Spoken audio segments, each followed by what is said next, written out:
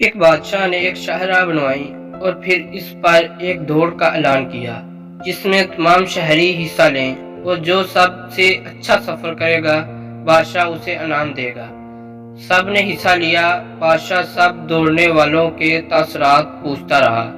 سب نے شاہراہ کی تعریف کی اور بتایا کہ شاہراہ پر ایک جگہ بجری پڑی ہے، اگر اسے اٹھوا دیا جائے تو بہت اچھا ہو۔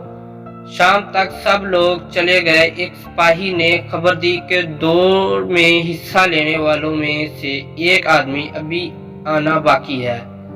کچھ دیر بعد ایک شخص تھکا ہارا ہاتھ میں ایک تھیلی پکڑے پہنچا اور بادشاہ سے مخاطب ہوا، جناب اعلیٰ، میں معافی چاہتا ہوں کہ آپ کو انتظار کرنا پڑا۔ راستے میں کچھ بجری پڑی تھی، میں نے سوچا کہ اس شاہراہ سے گزرنے والوں کو دقت ہوگی، اسے ہٹانے میں کافی وقت لگ گیا۔ بجری کے نیچے سے یہ تھیلی ملی، اس میں سونے کے سکے ہیں، جس کے ہوں اسے دے دیجیے گا۔ بادشاہ نے کہا، یہ تھیلی اب تمہاری ہے، میں نے رکھوائی تھی، یہ تمہارا انعام ہے۔ بہترین مسافر وہ ہوتا ہے جو مستقبل کے مسافروں کی سہولت کا خیال رکھے۔